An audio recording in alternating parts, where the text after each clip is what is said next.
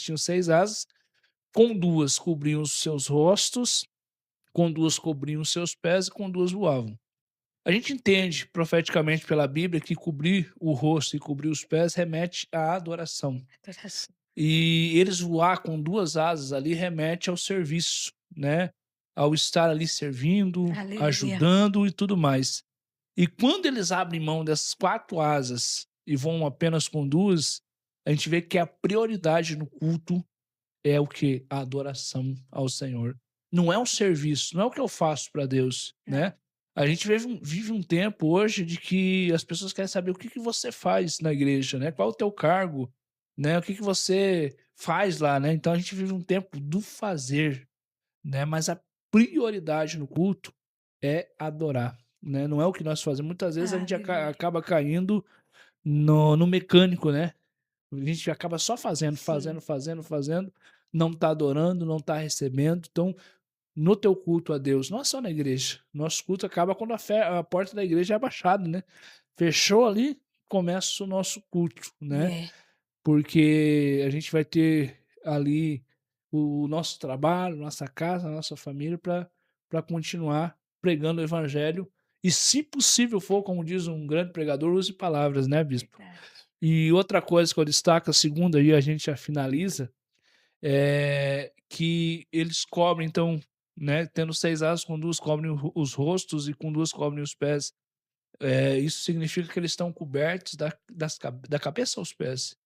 E: "Pastor, o senhor vai falar o quê? Sobre roupa, sobre os usos e costumes?" Não, eu estou dizendo que no culto a Deus quem tem que aparecer é Jesus, né. Aleluia. É o Senhor Deus, é Glória Ele que tem que aparecer, a independente de muitas vezes a gente estar na plataforma e aparecer, né, Deus destacar a gente por causa que nós estamos glorificando o nome dEle, quem tem que aparecer é Ele. Então quando nós culto. fazemos isso e o Senhor, Ele cresce e a gente diminui, pode ter certeza que o propósito de Deus ele é cumprido.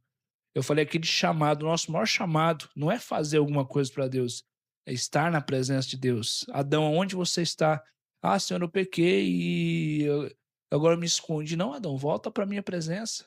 Por que que você saiu da minha presença?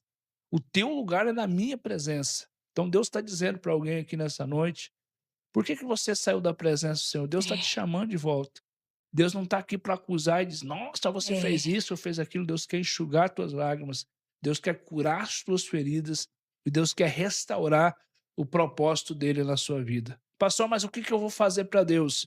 Aquilo que você faz para Deus é vocação mesmo, não é chamado. Chamado é servir a Deus, é estar na presença. E a partir da presença, aquilo que você vai fazer é a vocação que Deus te deu. "Ah, eu canto tão bem, louvo tão bem a Deus", vocação. "Aí eu prego tão bem, tenho uma retórica tão linda", vocação, né. Então, a tua vocação vai ser desenvolvida a partir do teu chamado, né, Sim. estando na presença de Deus. E às vezes a gente acaba invertendo, né, a gente quer fazer primeiro e depois vamos ver, né.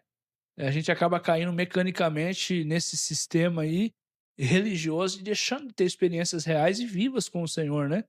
E a gente não pode, a gente tem que ter aquele amor que a gente tinha no começo. Sim. Lógico que a gente vai amadurecendo, né, certas coisas a gente não faz mais da mesma forma, não entende mais da mesma forma, mas o primeiro amor, aquele amor não pode morrer. Ontem na oração, eu dizia aquele texto de Jeremias 29:11: "Buscar-me-eis e me encontrareis quando buscares de todo o vosso coração". Então se não tiver uma inteireza de coração na nossa busca, a gente acaba sendo vazia a nossa busca, porque a gente acaba não tendo experiência e não sentindo a presença de Deus, e a vida espiritual fica oca, né, fica sem sentido ali. Perdida, Uhum. desvairada, assim.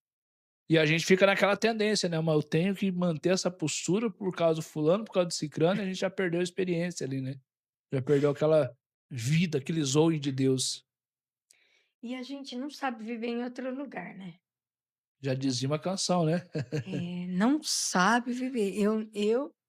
Eu falo, eu não sei viver em outro lugar a não ser na presença do Senhor. Amém. Nada importa, pastor, nada importa. Sem a presença de Deus, não tem como andar, não tem como. E hoje eu faço um apelo para você.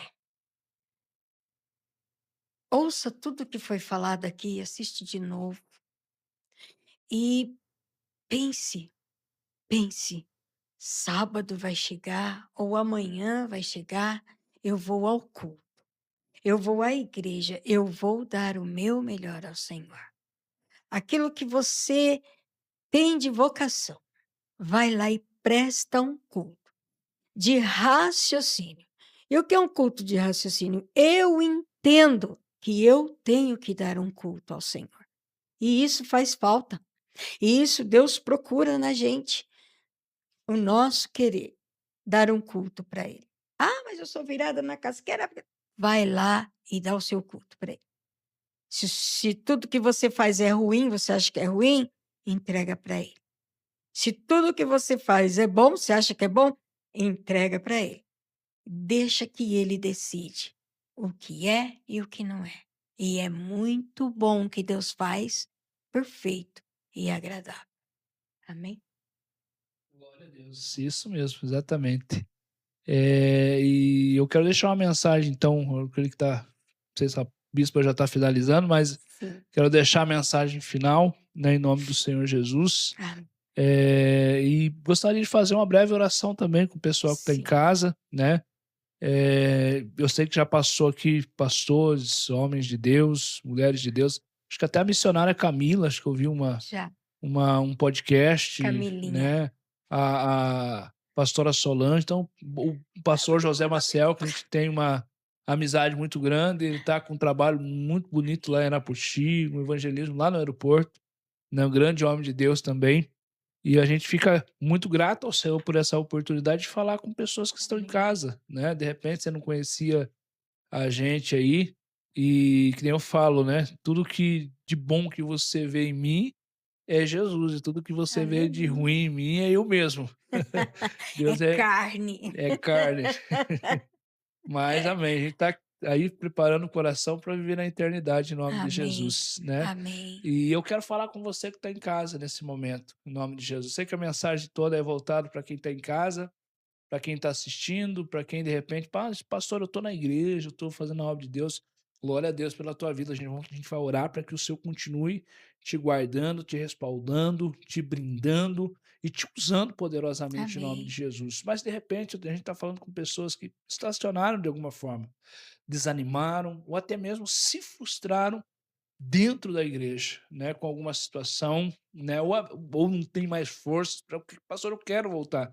Não tem força, a gente vai estar orando em nome do Senhor Jesus, para que o Senhor, ele te fortaleça. A Bíblia diz, Efésios 6:10, bispo, sede fortalecidos no Senhor e na força do seu grande poder, né? Aleluia. Porque não é nosso mérito, não é nós que fazemos, eu sou tão bonzinho, eu sou tão santinho, tudo é Deus, Não. né? Aquele que começou a boa obra é fiel para completar. E se você crê que Deus começou uma obra na tua casa, na tua vida, na tua família, ele é fiel para completar, e cabe nós orarmos em nome do Senhor Jesus para que isso aconteça. E eu deixo para finalizar a minha fala, né, Evangelho de João, né?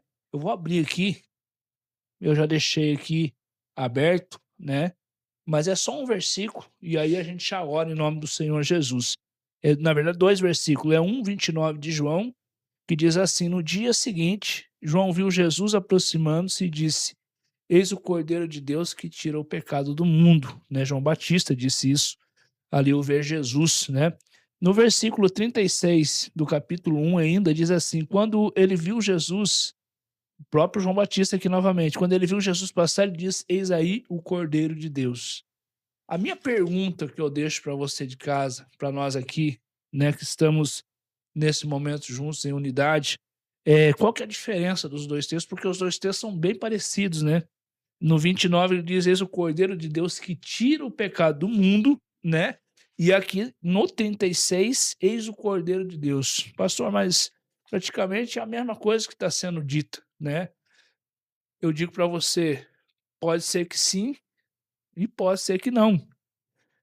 Na verdade, o que eu entendo? Aqui nós temos duas formas de olhar para Jesus, duas formas de conhecer o Senhor Jesus, né? Primeira coisa, quando o João aponta no verso 29 para Jesus, diz: esse aí é o Cordeiro de Deus, ó. Ele é o Cristo. Ele é o Cordeiro que tira o pecado do mundo, né? E nós vemos a ênfase desse texto, desse versículo apontado para aquilo que Jesus faz. que aquilo que ele faria, que era tirar o pecado do mundo. Talvez a gente conhece Jesus, né, por aquilo que ele faz. Ah, Jesus cura, ah, Jesus faz milagre, ah, Jesus restaura, ah, Jesus cura o enfermo. E muitas pessoas conhecem Jesus dessa forma, né? E chegam até Jesus dessa forma. Quantas pessoas vêm na igreja, né? Porque precisa de uma cura, precisa de uma libertação, porque precisa, né, de um milagre na vida financeira, né? E tudo mais. Só que uma coisa interessante é que lá no verso 36, João, quando ele diz isso novamente, ele fala assim: Eis aí o Cordeiro de Deus. Agora a ênfase está apontada para o Cristo. Irmãos, é tão maravilhoso a gente ver os milagres de Deus, os milagres de Jesus. É extraordinário você receber um milagre, né? Eu mesmo vejo milagre na minha vida praticamente todos os dias, todos os Amém. momentos, Eu também. né? Assim, tem experiências que são únicas, a gente sabe que é Deus que respondeu, é Deus que operou, assim, não tem o que dizer, é Deus mesmo, né? Só quem tem essa experiência, por isso que o ateu muitas vezes não consegue entender como vocês creem num Deus, né, que permite isso e permite aquilo. Eu não entendo como vocês têm fé, mas é uma experiência que a gente tem e que, né, naquela experiência, Deus operando na nossa vida, a gente tem a convicção, a certeza que é Deus. Só quem teve a experiência pela fé e viveu o milagre de Deus, né, sabe que era Deus operando, que não é simplesmente uma circunstância, uma Sim. coincidência, né? Então, talvez você tenha ouvido falar do Deus de milagres ou até tenha recebido milagres do Senhor e conhecer